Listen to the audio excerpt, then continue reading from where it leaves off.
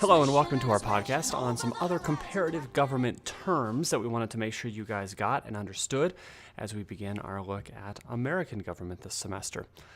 So one of those terms is the idea of a constitution. And while we will study the inner workings of our constitution and some of the details for how ours actually works here in the United States, a constitution is just generally a written plan of government. Other countries have constitutions also. And so what's cool about a constitution is that it talks about exactly what their government can and can't do. And so it often talks about structure of government. You know, we have three branches: executive, judicial, and legislative. Other governments may not have three, but it does set up how they actually look and how they work. And another part of a constitution may be the idea of a constitutional monarchy. And we mentioned this in our Who Rules podcast in terms of that spectrum of how nations are ruled.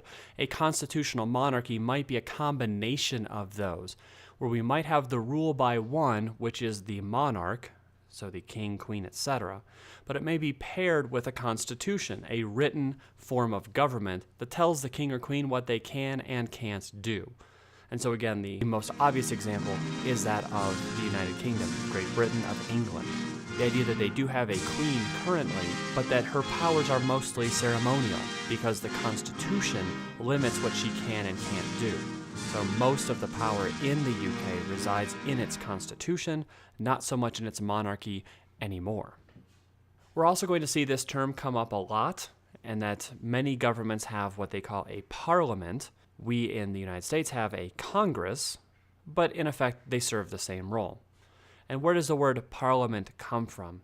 Well, in French, the word is parler, which means to speak. And perhaps you've heard this in the whole Pirates of the Caribbean series, where when somebody gets captured, they demand to speak to the captain in order to try and seek their own safety. And so they don't say, I would like to speak with the captain.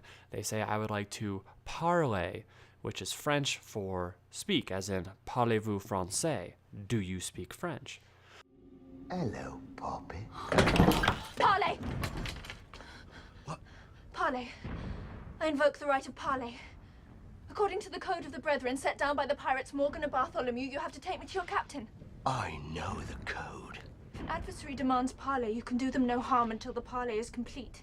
Blazes with the code. She wants to be taken to the captain. So a parliament is a place where basically people speak and try to convince other people, and eventually they vote on issues within a government. So this is what our Congress does. And our Congress is modeled after the British Parliament. They had two houses in the British Parliament. We have two houses here in the Senate and the House of Representatives. So at times you may see the term a parliamentary democracy or parliamentary republic. And so basically they are similar to our nation. They are a representative democracy, meaning they elect representatives to speak on their behalf and make decisions, but they call their group of people that make those decisions Parliament. We call ours Congress, theirs is Parliament. The effect is basically the same. And so, both our Congress and the British Parliament are what we call a bicameral legislature. A lot of roots in there. Camera itself means chamber. So think about it, the early cameras that people used to actually take images with were just a chamber where light came in real quick and then an image was reflected and whammo, a picture was taken.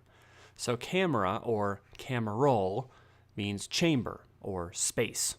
Bi is always going to mean two. Legislature is going to be the idea of a law-making body. So if we put all those together, we have a bicameral legislature, a two-chambered law-making body.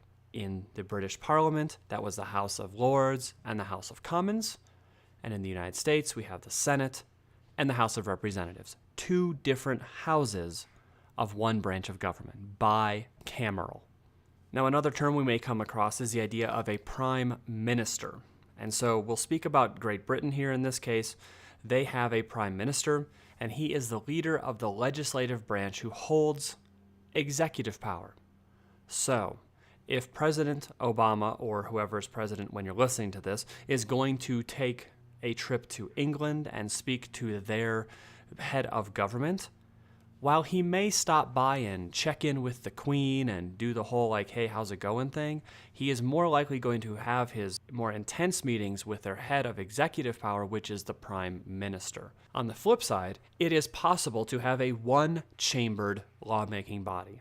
And so change the roots up a little bit. It's not bi, which means two, it is uni, which means one. So the state of Nebraska has a unicameral state legislature. They don't have a House and a Senate, they just have one big room. I'm not sure exactly why Nebraska chooses to do that, but that is what they have. They have a one-roomed lawmaking body. At the same time, most cities or local government probably just have a one-chambered body or a unicameral legislature. There's no point in the city of Broomfield or the city of Boulder or the city of Denver having 18 different levels of chambers here. They probably just have one unicameral chamber where they get together and make laws for these small entities like cities or counties even. Another term we should know is the idea of federal. This is going to come up at times throughout our study here. The federal system. And this is a system of government that is divided amongst layers or levels. For example, here we have in the United States a couple different levels of government. We have the national level, so that's the group that meets in Washington, D.C., or the federal level. They make decisions for the entire nation. But we also have the level of government that deals with just your state. So in our case, the state of Colorado. We have a House and Senate of Colorado. We have a governor of Colorado. They make decisions just for us. At the same time, you might have a county government. The county of, again, Broomfield, the county of Jefferson County, Douglas County, Boulder County. And then we can subdivide that even further and say, okay, within there we have a local government. The city of Broomfield is different from the city of Louisville, but they are all within the county of Boulder, within the state of Colorado, within the federal level of the United States. So in a federal system, and this tends to be, larger nations are going to have a federal system because they're going to need to divide up the care and the responsibilities of a large nation amongst many levels of government. Federal, which is national, to state, to county, to local. And so the last thing we would leave you with in terms of putting this podcast together with the previous one about the who rules spectrum is be very careful about official titles, because sometimes they are not exactly the most honest and descriptive titles for how that government is really run. For example, you might see at times democratic republics as a way of labeling a nation, but they're not. They could be a communist dictatorship. For example, North Korea is currently run by Kim Jong-un, the son of Kim Jong-il. So we kind of have this monarchy thing going on that he's passing power down to his son. But he is a dictator, and he believes in communism. So we have almost a hereditary communist dictatorship. But the official name of their nation, that which is displayed when they go to the Olympics or to the United Nations or whatever international bodies they might be trying to address, their official country name is the Democratic People's Republic of Korea. So it sounds really great. Wow, they're a democracy ruled by the people. Oh my goodness, a republic. And in short, they don't. When you are researching countries and looking to compare governmental styles, just beware of the official names. Really get into the details of how they run themselves, what is true, what is not, what is some sort of euphemism, what a nice way of saying something. Put together all the clues that you have and make a decision for how this nation truly runs itself. So I think that's about it for now. Thanks so much for listening. If you have any questions, bring those into class. We'll get those answered and we will go from there. Thanks a lot.